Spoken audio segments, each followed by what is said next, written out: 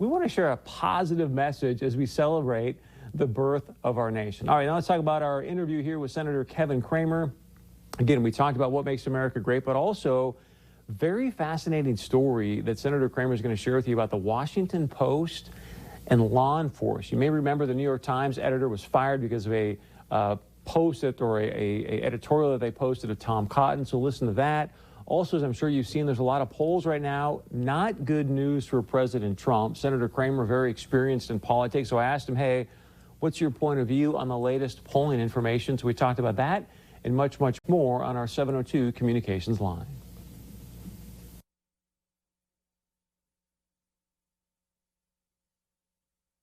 The greatest part about America is especially those first couple of amendments, and chief among them the first one, the freedom of speech, of expression, of religion, of political speech.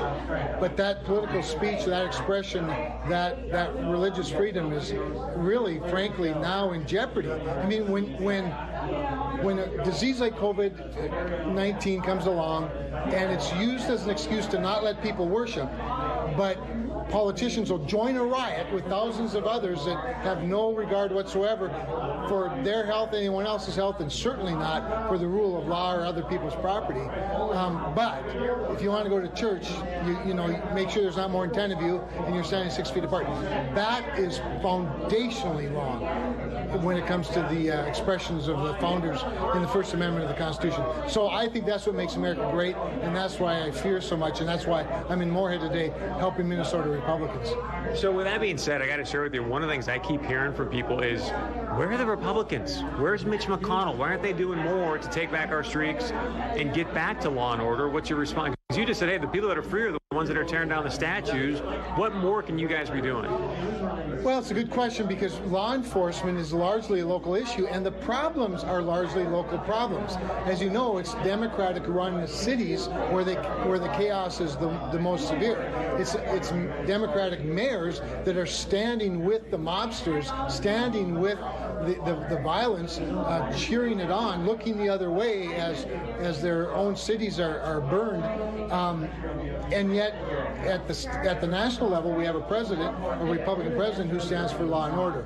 So that's the great conflict, I think, of the day, Chris. From a federal standpoint, really very little can be done, but we as Republicans in the Senate, with the leadership of Senator Tim Scott, tried to forward a Republican bill, open to amendments.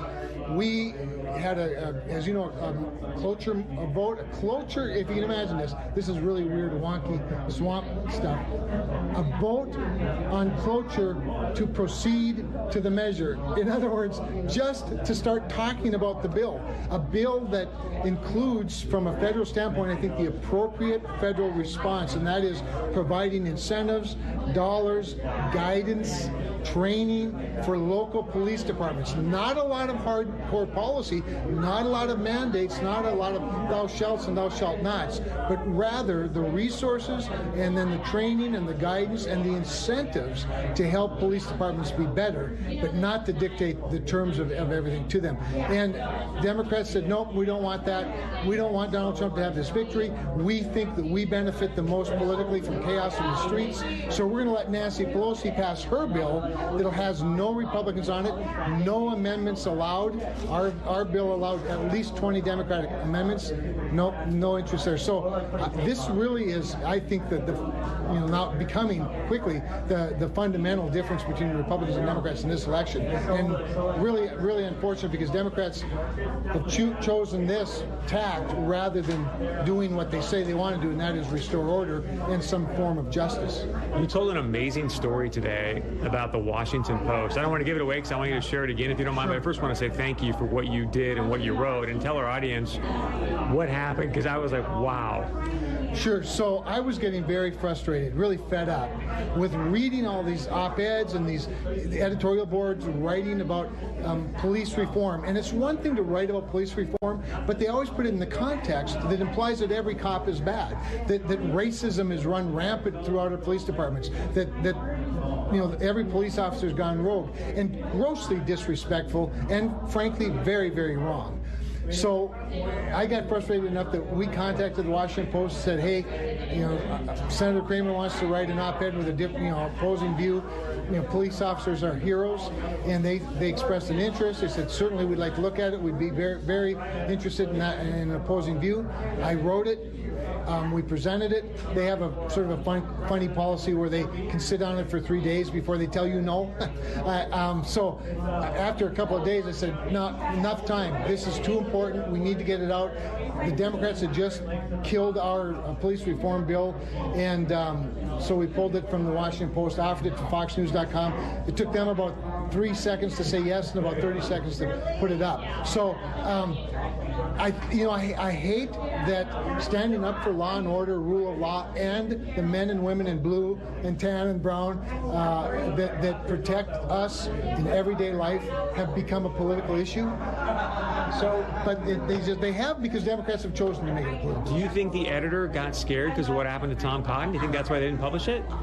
So it's one of two things, Chris, in my view. One, the editorial board, the editors, the publishers hate cops, and they just decided, no, we don't want any support for police officers to be shown. I have a hard time believing that that's what they may have a different view than mine, but can't be that. So then the only other possibility is that they don't want to allow an opposite view or opinion in their editorial page that lifts cops up as the heroes that they are, for fear of what the mob might do to them. And given the fate of newspapers these days, thanks to guys like you, I guess maybe they thought they wouldn't take the chance. Either way, it's wrong. It's wrong. And so I'll always stand for cops. I will tell you that if you've read the piece, and if people that haven't I hope they can look it up. It's not a profound piece, it's just as a reminder, but I do use as a contrast the fact that while Minneapolis was burning, while the police department was being really diminished in the eyes of the public because of the rhetoric of the leadership in Minneapolis, I was at a funeral for one of our hero cops, and so I write a little bit about Cody Holte in my conversation with his wife Mandy, and of course with her permission and with Cody's father's permission as well. I included that contrast in my piece because Cody Holte has never gotten nearly as much attention or accolades as many criminals are getting around this country from our national and local media, and it's really tragic. I saw a story today where the North Dakota National Guard was called out for a possible deployment in D.C. at the end of the year. Like, is there something that we should know? Are they thinking like big riots after the election, or is it just kind of a normal thing? Well, I don't know what it might be. There is an operation in Washington, D.C., in the D.C. area called Operation Noble Eagle. That is a mission that the North Dakota National Guard has participated in a couple of times, and by the way, they've done it very well.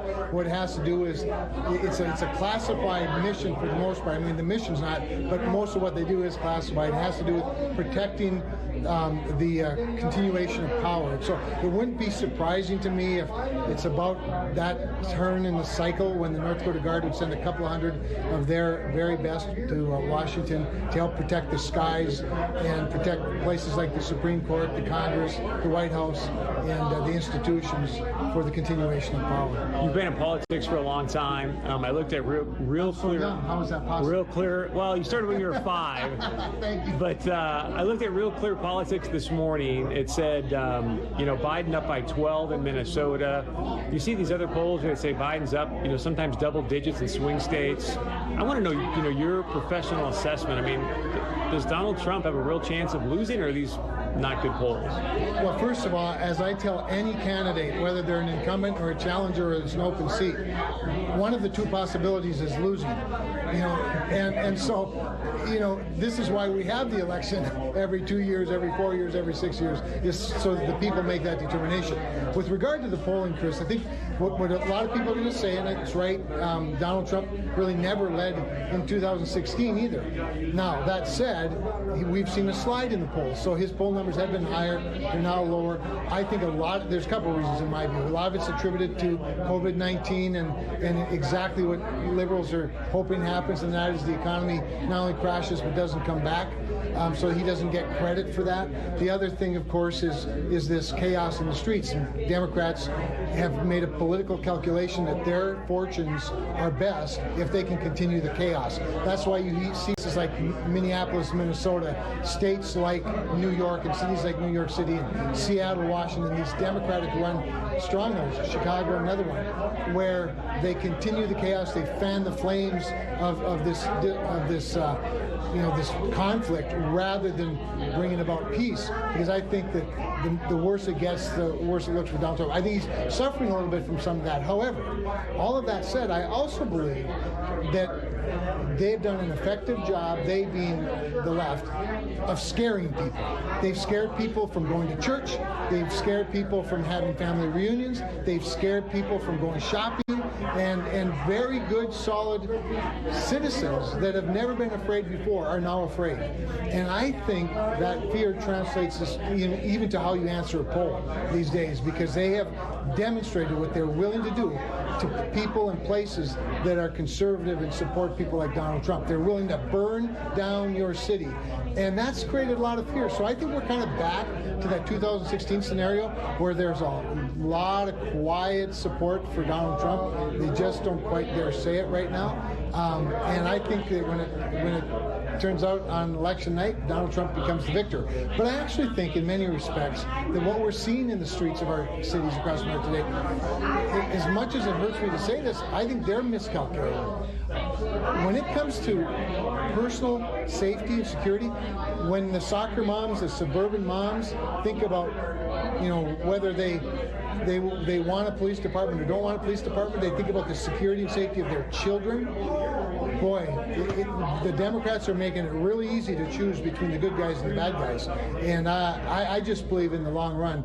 And by the way, I also believe the economy is going to come roaring back. And maybe it's not at its pinnacle by election day, but it's already going the right direction. But what we have to do is prevent this fear from coming back in to our economy. And this is why governors and mayors have to have the courage to realize we're going to live with this disease. We're not going to avoid this disease. And the president from the very beginning said the cure cannot be worse than the disease. And yet he was sort of pulled into this whole, we're going to have to lock everybody up for a couple of months, and then when it comes back, we'll be okay. And the reality is that proved to be fatal, more fatal than, in some respects, maybe than even the disease itself.